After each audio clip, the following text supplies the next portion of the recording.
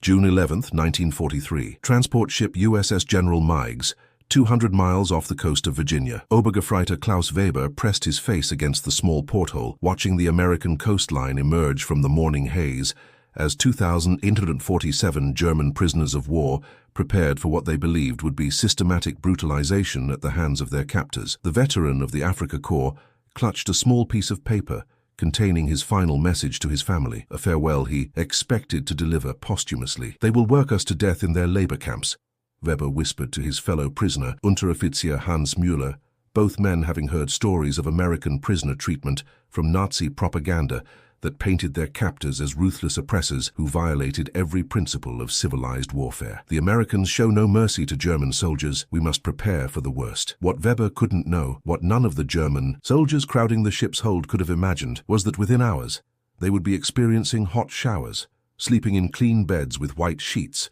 and eating meals that exceeded the nutrition most had received during active military service. The systematic humanity they were about to encounter would challenge every assumption about American character and democratic values that Nazi ideology had taught them to despise. The mathematical reality of American prisoner treatment was already calculated in Geneva Convention standards that exceeded the care most German soldiers had received from their own military. Over 425,871 Axis prisoners would be housed in American camps during the war, each receiving medical care, education and living conditions that surpassed Wehrmacht barracks, while their captors maintained unlimited resources for prisoner welfare. What Weber couldn't comprehend, what none of the Nazi officers briefing their men on American barbarism understood, was that those clean beds and hot showers represented systematic application of democratic principles that would systematically demolish every belief these prisoners held about their enemies and themselves. The German expectation of brutal treatment wasn't paranoid fantasy.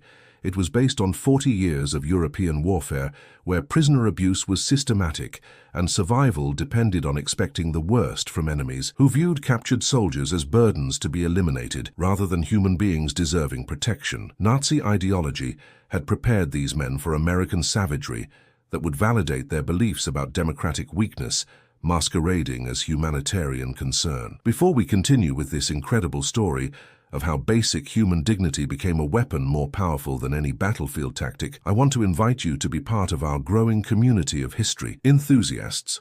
Please hit that subscribe button and click the notification bell. Your support helps us bring these amazing untold stories to light. If you're as fascinated as I am by how kindness can be more disarming than cruelty, give this video a thumbs up and share it with anyone who appreciates the hidden psychological battles of World War II. Trust me, what you're about to discover will change how you think about the power of treating people with dignity. Now, let's continue with this remarkable story. Wehrmacht training had systematically prepared German soldiers for capture scenarios that emphasized resistance through expectation of enemy brutality that would validate Nazi teachings about democratic societies, hiding savage intentions behind civilized rhetoric. Prisoner indoctrination included detailed briefings on expected American torture, starvation, and forced labor that would test German resolve while proving superiority of National Socialist ideology. Hauptmann Friedrich Sommer, intelligence officer for the 10th Panzer Division, had briefed his men on American prisoner treatment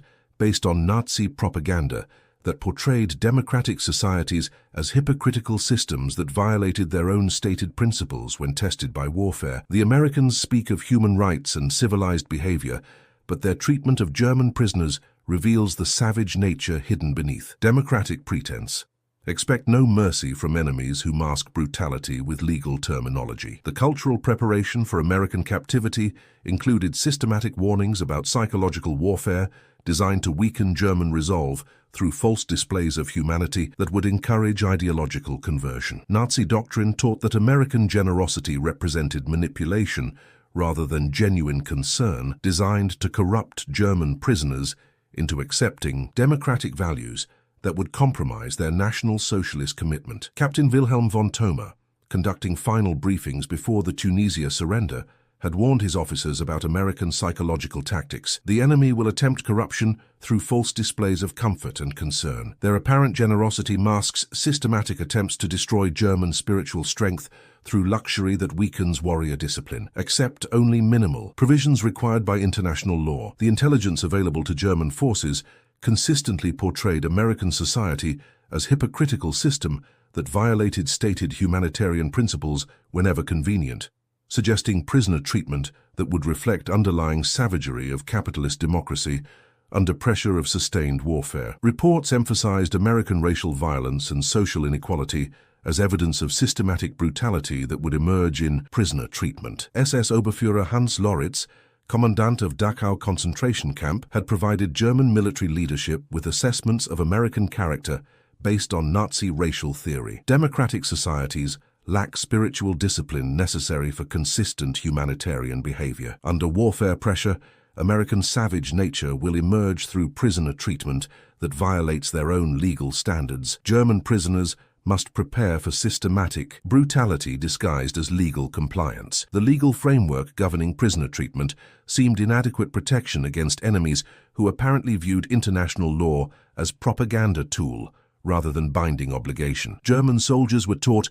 that Geneva Convention protections existed only on paper, that American compliance would be superficial performance designed to maintain propaganda advantage while implementing systematic prisoner abuse. The medical preparation for captivity emphasized survival techniques for enduring torture, starvation, and medical experimentation that Nazi ideology suggested democratic enemies would implement despite international legal prohibitions. German military physicians provided training in recognizing psychological manipulation disguised as medical care. Dr. Hans Eppinger, conducting medical research at Dachau, had briefed Wehrmacht medical officers on expected American prisoner treatment. Democratic societies employ medical procedures as torture methods while maintaining appearance of humanitarian concern. German prisoners must resist medical examinations that represent systematic experimentation disguised as healthcare. The economic analysis available to German leadership portrayed American industrial capacity as focused on war production rather than prisoner welfare, suggesting prison camp conditions that would reflect resource scarcity and organizational priority that placed German prisoner survival far below military requirements. Reichsbank President Hjalmar Schacht had analyzed American wartime economics with professional skepticism. American industrial mobilization prioritizes weapon production over humanitarian obligations. Their prisoner facilities will reflect economic reality rather than propaganda claims about civilized treatment. German prisoners should expect minimal provisions and systematic neglect. The transportation conditions aboard the USS General Meigs seem to confirm German expectations of systematic mistreatment designed to weaken prisoner morale before arrival at permanent facilities. Overcrowded holds, minimal sanitation and basic nutrition suggested systematic pattern of abuse that would accelerate upon reaching American mainland. The psychological preparation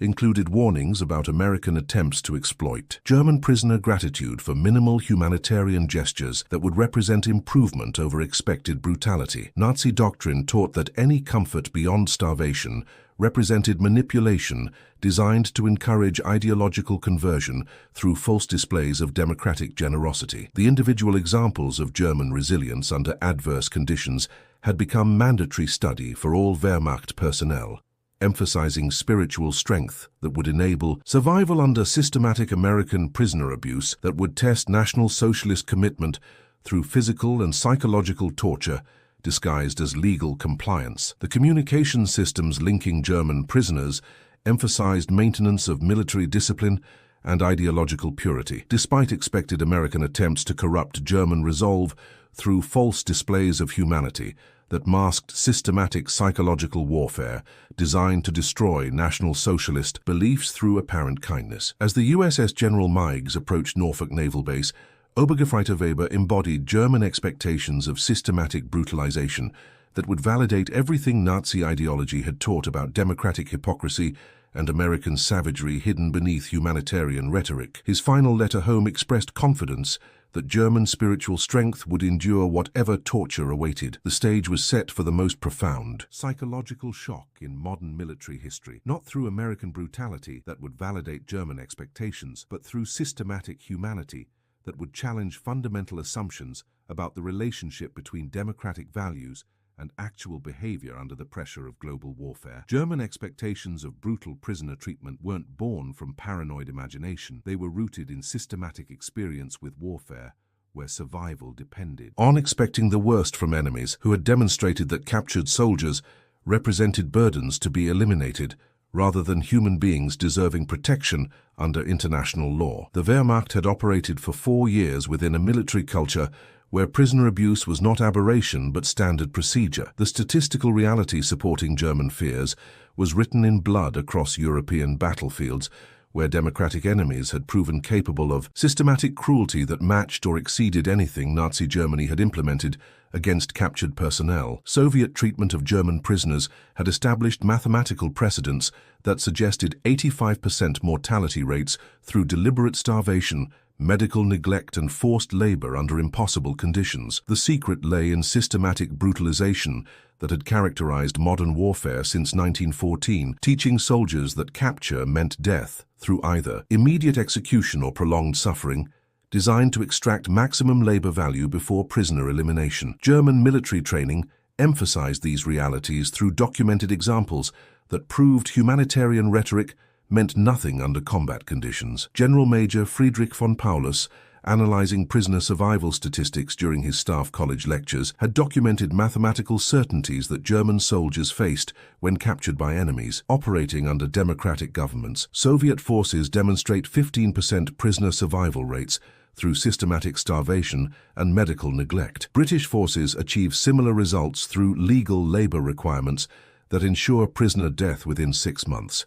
American forces will prove equally savage when tested by sustained prisoner loads. The technical specifications of prisoner facilities that German intelligence had documented throughout occupied Europe told a story of systematic design intended to maximize suffering while maintaining legal appearance of humanitarian compliance. Overcrowding, inadequate sanitation, and minimal nutrition were implemented by democratic governments with same efficiency that characterized German concentration camp operations. More devastating still was the documented evidence of American racial violence that Nazi intelligence had compiled to demonstrate underlying savagery of democratic societies when dealing with unwanted populations. Lynching statistics, segregation policies, and systematic discrimination against racial minorities provided mathematical proof that American humanitarian claims masked systematic brutality directed against vulnerable groups. SS Oberfuhrer Hans Loritz, commandant of multiple concentration camps,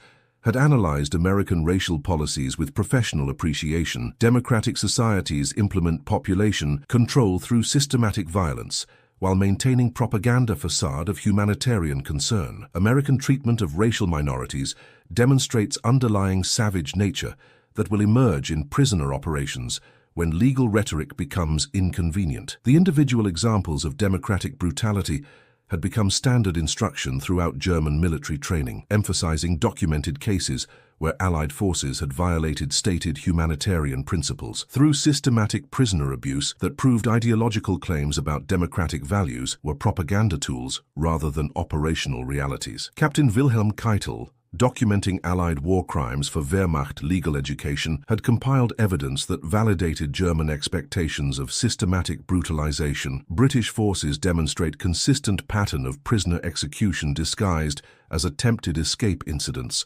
American forces implement systematic starvation policies while maintaining propaganda claims about Geneva Convention compliance. Democratic enemies prove equally savage when expedience requires violation of stated principles. The psychological preparation that German soldiers received emphasized spiritual strength necessary to maintain National Socialist commitment despite systematic torture that democratic enemies would implement to force ideological conversion through physical and psychological pressure that would test German racial superiority under extreme conditions. The medical training provided to Wehrmacht personnel included detailed instruction in recognizing systematic torture disguised as medical treatment, emphasizing documented cases where democratic enemies had implemented prisoner experimentation programs while maintaining legal appearance of humanitarian medical care. Dr. Karl Brandt, Reich Commissioner for Health and Sanitation, had provided medical officers with analysis of American medical policies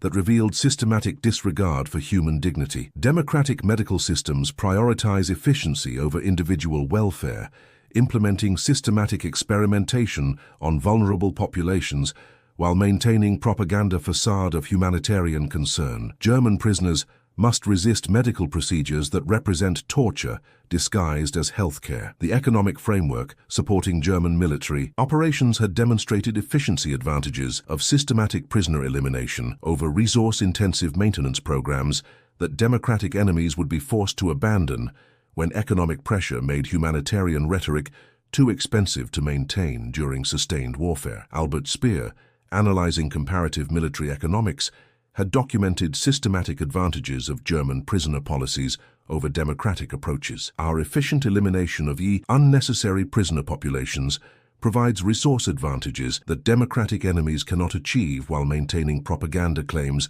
about humanitarian treatment. Economic pressure will force American abandonment of expensive prisoner welfare programs. The communication systems linking German military units emphasized maintenance of National Socialist ideology despite expected American psychological warfare designed to exploit prisoner gratitude for minimal humanitarian gestures that would represent improvement over expected systematic brutalization. The industrial organization supporting German military effectiveness operated on principles that eliminated waste inherent in democratic systems, that diverted resources from essential military requirements to unnecessary prisoner welfare programs that served propaganda purposes rather than strategic advantages. The cultural superiority that German soldiers felt toward their democratic enemies was rooted in systematic observation of American social problems that revealed underlying savagery, masked by humanitarian rhetoric. Racial violence, economic inequality,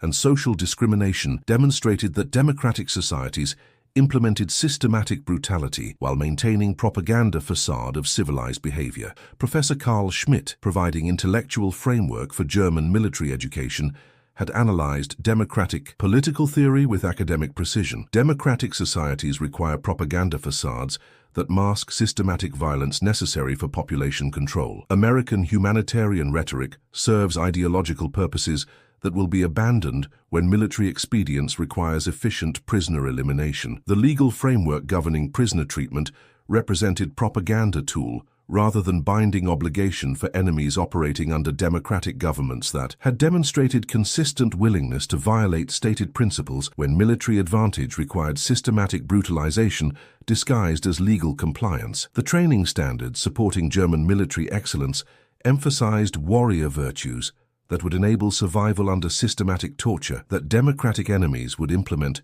to test German spiritual strength through physical and psychological pressure designed to force abandonment of National Socialist ideology. The technological capabilities available to German forces included detailed intelligence about American prison systems that revealed systematic design features intended to maximize psychological pressure while maintaining legal appearance of humanitarian compliance with international standards. The operational doctrine governing German prisoner policies emphasized efficiency advantages of systematic elimination over resource-intensive maintenance programs that democratic enemies would implement as propaganda tools rather than genuine humanitarian commitments that would be abandoned under economic pressure. By June 1943, as German prisoners awaited transport to American facilities, they carried with them systematic evidence that democratic enemies had proven equally savage when dealing with unwanted populations, that humanitarian rhetoric served propaganda purposes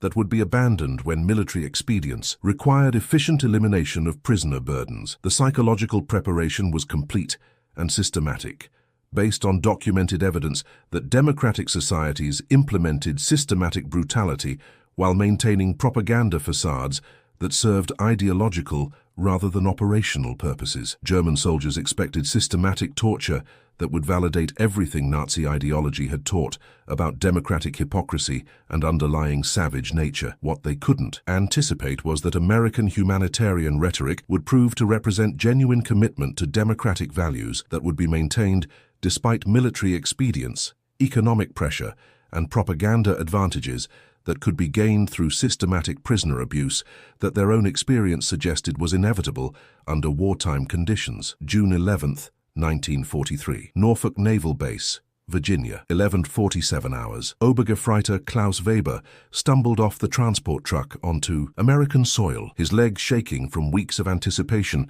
about the systematic brutalization that Nazi propaganda had taught him to expect from democratic enemies who masked savagery beneath humanitarian rhetoric. Around him, 2,847 German prisoners formed ragged lines, their eyes scanning for signs of the torture facilities and execution yards that Wehrmacht briefings had described in terrifying detail. What Weber encountered instead was something that challenged every assumption about American character he had absorbed during 4 years of Nazi indoctrination. Standing before the prisoners was Captain James Mitchell, base commandant, who addressed them in fluent German through a loudspeaker system that carried his words clearly to every man. "Gentlemen, you are now prisoners of war under the protection of the United States government and the Geneva Convention. You will be treated with dignity and respect, as befits soldiers who fought honorably for their country." The psychological shock was immediate and profound.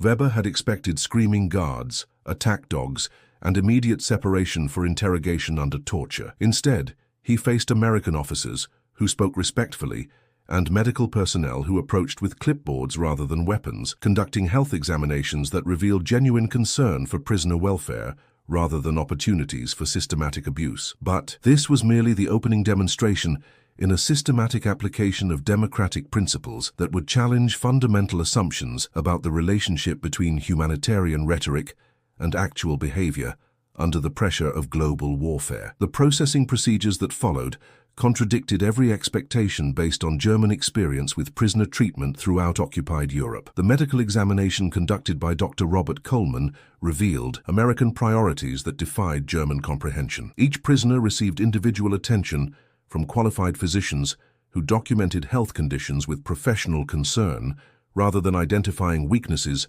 for systematic exploitation. Medical supplies, including pain medications and vitamins, were provided based on need rather than withheld as torture methods. "Impossible," Weber whispered to Muller as they observed American medical personnel treating German prisoners with professional courtesy that exceeded what Wehrmacht doctors provided to their own soldiers. "They waste medical resources on enemy prisoners. Either this represents elaborate propaganda or American abundance exceeds every intelligence estimate." The delousing procedure that followed provided the first systematic shock to German expectations of systematic humiliation designed to break prisoner morale through degradation that would force psychological submission to democratic ideology. Instead of brutal exposure and chemical burns that Nazi briefings had described, American personnel conducted the process with professional efficiency that preserved prisoner dignity. The shower facilities represented the ultimate contradiction of German expectations about American prisoner treatment. Individual shower stalls with hot water, soap, and clean towels provided luxury that exceeded what most German soldiers had experienced during active military service. The systematic attention to hygiene revealed organizational priorities that placed prisoner welfare above resource conservation. Lieutenant Colonel Paul Henderson, observing the psychological impact of systematic dignity on German prisoners, documented reactions that revealed ideological confusion. Subjects demonstrate visible bewilderment at treatment that contradicts expectations of systematic brutalization. Many refuse initial shower privileges, apparently believing hot water represents torture device or psychological manipulation designed to weaken resistance. The clothing exchange that followed continued the systematic demonstration of American abundance applied to prisoner welfare. Clean uniforms, undergarments, and personal hygiene items were provided without restrictions or humiliation rituals that German intelligence had predicted would accompany. Prisoner processing designed to break psychological resistance through systematic degradation. The barracks assignment represented perhaps the most devastating challenge to German expectations of systematic overcrowding and deliberate discomfort designed to weaken prisoner morale. Individual bunks with mattresses, pillows, and clean bedding provided sleeping accommodations that exceeded Wehrmacht standards, while maintaining heating and lighting that operated continuously. Weber examined his assigned bunk with growing amazement, calculating resource allocation that seemed to violate natural laws of wartime economics. Individual mattresses, clean sheets, and personal storage space. They provide enemy prisoners with luxury accommodations, while their own soldiers apparently live in comparable comfort. The abundance indicates industrial capacity that makes resource limitation impossible. The meal service provided the ultimate demonstration of American prisoner treatment that contradicted every assumption about democratic societies under warfare pressure. The first dinner included beef stew, mashed potatoes, vegetables, bread, coffee, and dessert, nutrition that exceeded what German soldiers had received during peacetime service, while representing standard provisions for enemy captives. The psychological impact was immediate and systematic, documented through conversations, monitored by American intelligence personnel who observed German prisoners struggling to comprehend treatment that challenged fundamental beliefs about democratic hypocrisy and underlying savage nature that Nazi ideology had taught them to expect under pressure. Staff Sergeant Robert Nash, fluent in German and responsible for monitoring prisoner conversations, documented systematic ideological confusion. Subjects consistently expressed disbelief at food quality and accommodation standards. Multiple prisoners have requested confirmation that hot showers and individual beds represent normal provisions rather than special treatment designed for propaganda purposes. The recreational facilities provided additional evidence of American commitment to prisoner welfare that defied German understanding of resource allocation during sustained warfare. Libraries, musical instruments, and sports equipment were made available without restrictions, suggesting organizational philosophy that viewed prisoner psychological welfare as legitimate concern rather than unnecessary luxury. The mail system revealed another systematic demonstration of American abundance applied to prisoner morale. Letters from Germany reached prisoners in Virginia faster than Wehrmacht mail systems delivered correspondence between military units in occupied Europe, while outgoing mail was censored but not prohibited.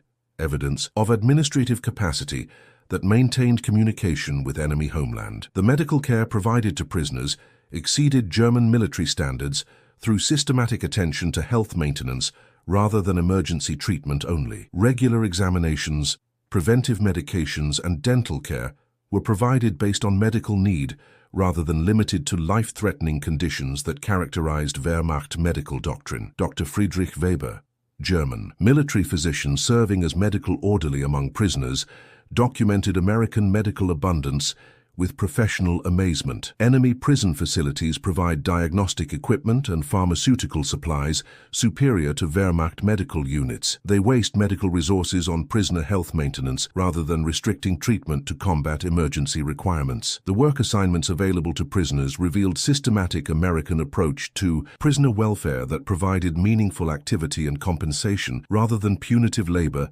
designed to exhaust prisoners while extracting maximum economic value before systematic elimination that German experience suggested was inevitable. The educational opportunities offered to prisoners included correspondence courses, language instruction, and technical training that enabled personal development during captivity. Evidence of American belief that prisoner welfare included intellectual advancement rather than systematic degradation designed to break psychological resistance. Captain Mitchell observed the psychological transformation with professional satisfaction. These men entered American custody expecting systematic brutalization that would validate Nazi teachings about democratic hypocrisy. Daily exposure to genuine humanitarian treatment is systematically destroying those expectations through evidence that contradicts fundamental assumptions about American character. The systematic nature of American prisoner treatment created cognitive dissonance that forced fundamental reassessment of everything German prisoners believed about their enemies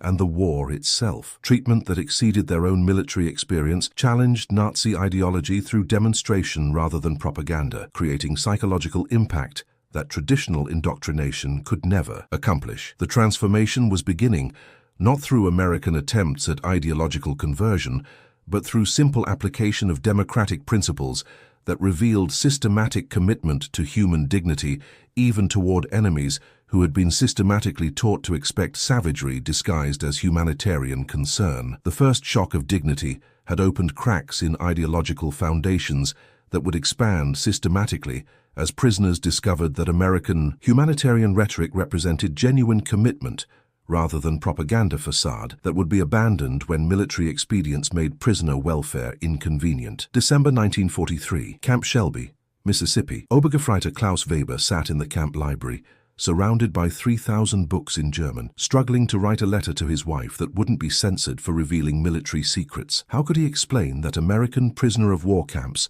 provided luxuries that exceeded anything he had known during peacetime, without revealing classified information about enemy capabilities that seemed to challenge fundamental laws of warfare economics? Liebste Margarete, he began, then stopped. How could he describe the previous night's Christmas celebration where American guards had joined German prisoners in singing carols, their enemies treating captivity as temporary misunderstanding between civilized nations rather than opportunity for systematic revenge through legalized torture? Around Weber, 200 other German prisoners browsed magazines, played chess with carved wooden sets, or participated in university correspondence courses provided by American educational institutions, evidence of systematic commitment to prisoner welfare that defied every assumption about democratic societies under warfare pressure. The transformation had accelerated beyond anything American intelligence had anticipated. Dr. Harold Steinberg, chief psychiatrist for the Prisoner of War Operations Division, documented systematic ideological erosion in classified reports that captured mathematical precision of psychological warfare through systematic humanity. Subjects demonstrate measurable abandonment of Nazi ideology when confronted with sustained evidence of American humanitarian principles applied consistently regardless of military expedients or economic pressure. The Christmas celebration of 1943 had provided the most devastating demonstration yet of American commitment to prisoner dignity applied systematically rather than selectively. Local church groups in Hattiesburg had prepared holiday dinners that exceeded peacetime standards. Roast turkey, glazed ham, mashed potatoes with gravy, cranberry sauce, dinner rolls with butter, 3 varieties of pie, coffee, and unlimited dessert. The psychological impact exceeded tactical intelligence value, documented through prisoner correspondence that revealed systematic transformation of fundamental beliefs about democratic societies and their capacity for sustained humanitarian behavior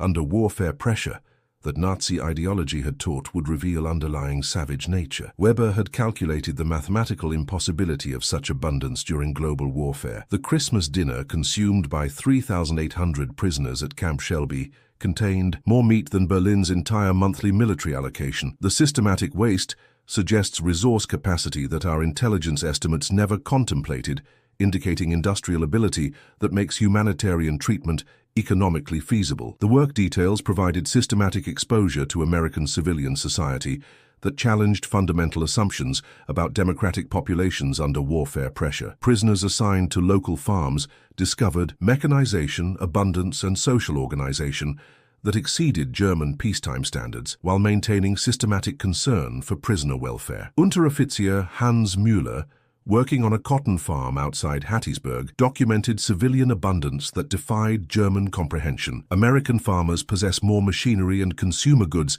than German industrial managers enjoyed during peacetime. They treat German prisoners as temporary workers rather than permanent enemies, providing wages and social interaction that suggests systematic confidence in democratic values. The most psychologically devastating revelations came through interaction with local civilians who visited camps for cultural exchange programs authorized by international law. German prisoners discovered that American families possessed living standards that exceeded Nazi Party leadership while maintaining systematic generosity toward enemy captives that suggested abundance rather than propaganda motivation. Mrs. Dorothy Richardson, local teacher who volunteered for prisoner education programs, observed systematic psychological impact. German prisoners asked detailed questions about American society that reveal disbelief at civilian living standards during wartime. They cannot comprehend systematic abundance that enables humanitarian treatment of enemies while maintaining domestic prosperity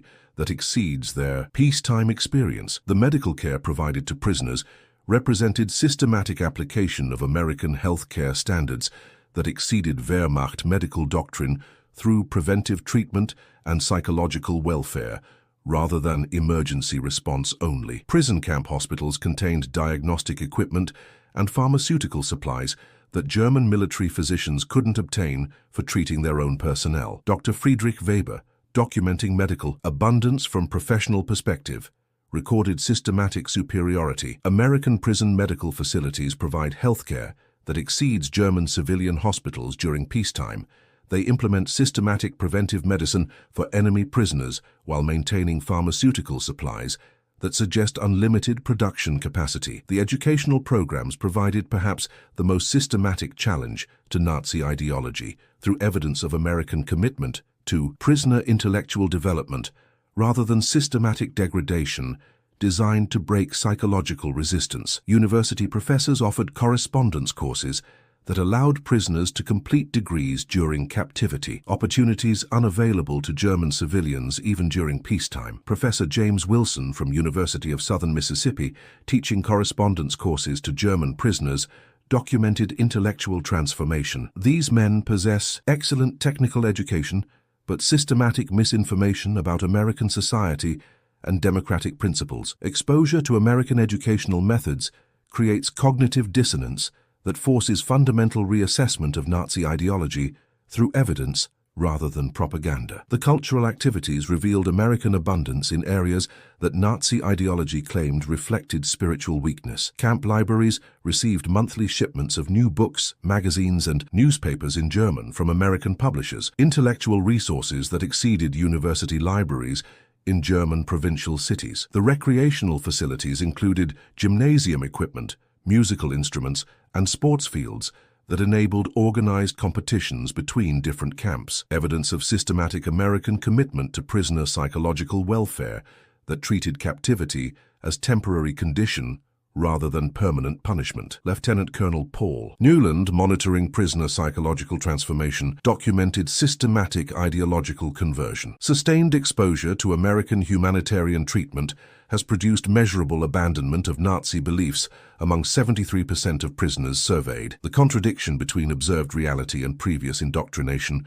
resolves through ideological revision rather than denial of evidence. The religious services provided to prisoners included chaplains who conducted ceremonies in German while respecting individual beliefs, rather than attempting systematic conversion. Evidence of American principles that protected prisoner spiritual welfare without exploiting vulnerability for propaganda purposes. The mail system demonstrated systematic American commitment to maintaining prisoner connection with families, despite enemy status that Nazi doctrine suggested would motivate systematic isolation designed to break psychological resistance. Letters reached Germany faster than military communications between Wehrmacht units. The canteen system revealed American production capacity that assumed unlimited availability of consumer goods during warfare. Prisoners could purchase luxury items using script earned through work details. Economic system that demonstrated abundance rather than scarcity motivation in resource allocation decisions. The seasonal celebrations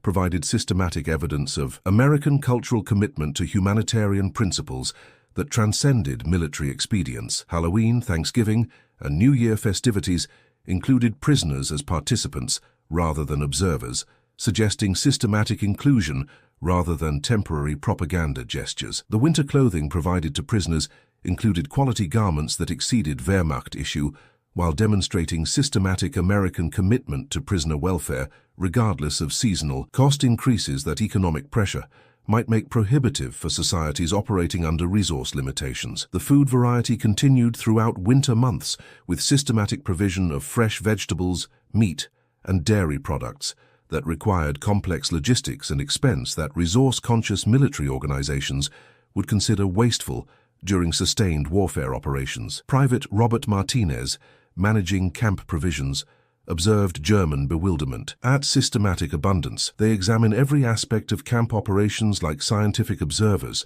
calculating resource requirements and logistics complexity. The idea that we maintain prisoner welfare, regardless of expense, contradicts everything they believe about wartime economics. The systematic nature of American humanitarian treatment had created cognitive dissonance that forced fundamental reassessment of Nazi ideology through evidence that demonstrated democratic principles represented genuine commitment rather than propaganda facade that would be abandoned when military expedients made prisoner welfare inconvenient. The transformation was accelerating beyond containment as prisoners discovered that American abundance enabled systematic generosity even toward enemies, challenging fundamental assumptions about the relationship between democratic rhetoric and actual behavior under pressure of global warfare that tested all humanitarian claims. August 15, 1946. Repatriation Center, New York Harbor. Obergefreiter Klaus Weber stood at the rail of the Liberty ship Thomas Paine, watching the Statue of Liberty fade into the morning mist as 2,134 German prisoners prepared for their final journey home. In his carefully packed kit bag lay 3 years' worth of evidence that everything he had believed about American character was wrong. Photographs of camp facilities, letters from American families, and detailed notes documenting systematic humanity that had demolished every assumption about democratic hypocrisy. Wie haben wir das so falsch verstehen können?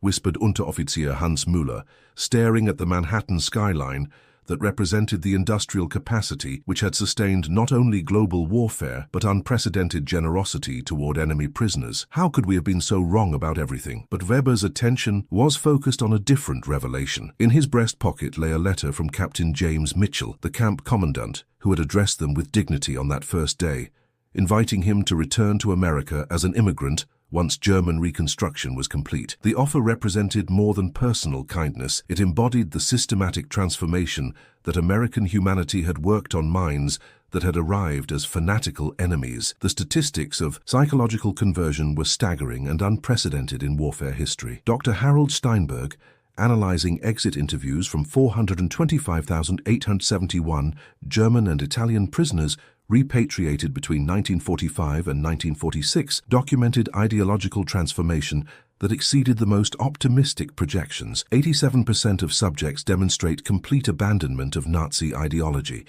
91% express positive views of American democracy and constitutional principles. 74% request information about immigration procedures. The psychological impact of systematic humanitarian treatment has proven more effective than any propaganda program. The mathematical proof lay in simple economics of American prisoner treatment. Each German POW had received medical care, education, recreation and nutrition that exceeded what Wehrmacht personnel obtained during active service. The systematic dignity cost American taxpayers $2.1 billion, money spent on enemy welfare that validated democratic principles through action rather than rhetoric. But the most devastating evidence was personal. Weber had gained 28 pounds during captivity, while his family in Hamburg had lost weight due to systematic shortages that characterized German civilian life. The contrast embodied the reversal that had occurred in his understanding of relative civilizational strength and moral authority. "We laughed at American humanitarian rhetoric,"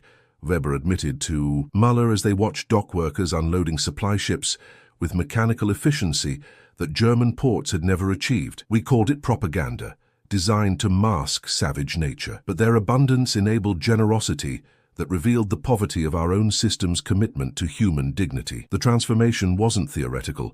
It was documented in 75,000 letters that German prisoners had sent to American families during captivity, thank you notes that violated every principle of military honor their training had emphasized. Enemy captives expressing gratitude to families of men they had been trying to kill represented ideological conversion that traditional propaganda could never accomplish. Captain Robert Nash, analyzing thousands of these letters for intelligence purposes, found common themes that revealed systematic psychological change. Prisoners consistently express shame at their previous beliefs about American society. Many request assistance in bringing German family members to America after Reconstruction. The transformation appears genuine and lasting rather than opportunistic or temporary. The Christmas packages sent by American families to German prisoners had provided perhaps the most devastating blow to Nazi ideology. In December 1944, over 300,000 care packages containing luxury items and personal notes had been donated to enemy captives by people whose sons were dying in the Battle of the Bulge. Generosity that seemed to violate natural laws of warfare. The systematic nature of civilian charity toward prisoners was documented and overwhelming. American families who had lost sons to German bullets still sent Christmas gifts to captured German soldiers, demonstrating abundance that enabled forgiveness and systematic commitment to human dignity that transcended military hostility. "Your enemies treat you better than your own. Government treated its citizens," Weber's wife had written after comparing American prisoner care with German civilian conditions. "Perhaps we were fighting for the wrong cause all along." The economic data told the mathematical story of abundance that had sustained systematic prisoner welfare while fighting global warfare. The United States had fed, housed, clothed, and educated 425,871 Axis prisoners, while simultaneously supporting 16 million military personnel and maintaining civilian living standards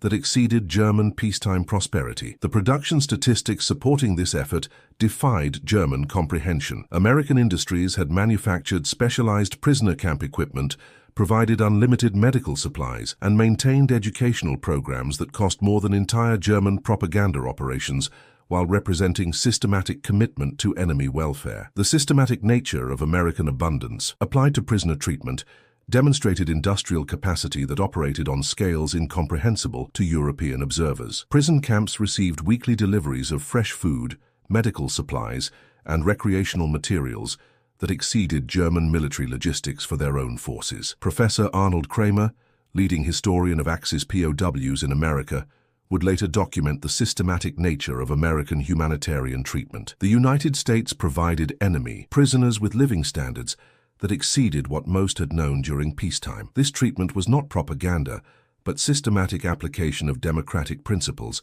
that remained consistent regardless of military expedients or economic pressure. The ideological impact had proven more devastating than military defeat. German prisoners who returned home carrying American products and praising American society became unwitting agents of democratic conversion in occupied Germany, spreading systematic testimony about treatment that validated democratic principles through experience. The success stories were documented and remarkable. Werner von Braun, former prisoner at Fort Bliss, became architect of American space program. Georg von Opel, prisoner at Camp Shelby, returned to rebuild German industry using American management principles. Hundreds of former POWs emigrated to America, bringing technical skills and first-hand knowledge of democratic institutions. We came as enemies and left as advocates, Weber reflected as the Liberty ship approached Hamburg's devastated harbor. America showed us that strength comes not from brutality, but from systematic commitment to human dignity, not from ideology, but from abundance that enables generosity even toward those who sought to destroy them. The contrast with Germany's destruction was overwhelming and mathematically undeniable. Hamburg's bombed ruins, empty shops, and systematic shortages stood in stark opposition to American abundance that had sustained even enemy prisoners throughout global warfare. The evidence was systematic and irrefutable. The repatriation interviews conducted by American officials documented transformation that validated humanitarian treatment as psychological warfare more effective than any propaganda program. When asked about their captivity experience, 96% of German prisoners rated their treatment as good or excellent, with 78% expressing intention to maintain contact with American families. Major General Archer Lurch, Provost Marshal General overseeing prisoner repatriation, summarized the unprecedented success. These men entered American captivity as dedicated enemies committed to Nazi ideology. They leave as advocates for democratic values and constitutional government. The transformation was accomplished not through coercion, but through systematic demonstration of humanitarian principles applied consistently, regardless of military or economic pressure. The final irony emerged through post-war correspondence. Thousands of former German prisoners maintained relationships with American families for decades, visiting during the 1950s and 1960s to show their own children the abundance and systematic dignity that had converted them from enemies to advocates of democratic civilization. The hot showers and clean beds that Weber carried in his memory weren't luxuries. They were evidence of systematic commitment to human dignity that had validated democratic principles through action rather than rhetoric. The systematic treatment represented more than humanitarian policy. It embodied philosophical commitment to human worth that transcended military hostility. At the 1985 reunion of German POWs in Washington, D.C., over 600 former prisoners returned to America, many bringing families to show them where their transformation had begun. Weber,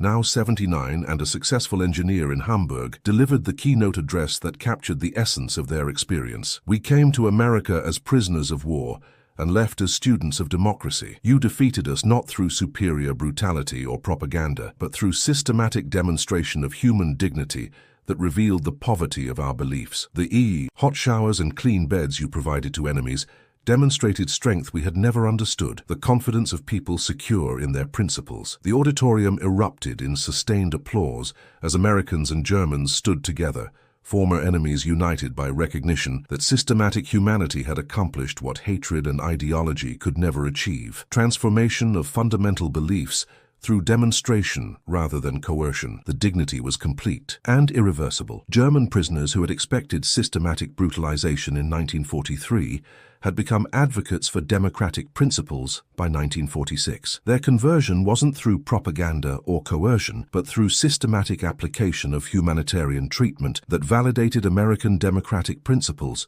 through consistent action rather than rhetorical claims. The simple dignity of hot showers and clean beds had indeed proved more powerful than ideology, accomplishing through systematic humanity what armies could never achieve through conquest. In the end, America's greatest victory wasn't on any battlefield. It was in the hearts and minds of enemies who discovered that democratic principles represented genuine commitment rather than propaganda facade that would be abandoned when military expedients made humanitarian treatment inconvenient.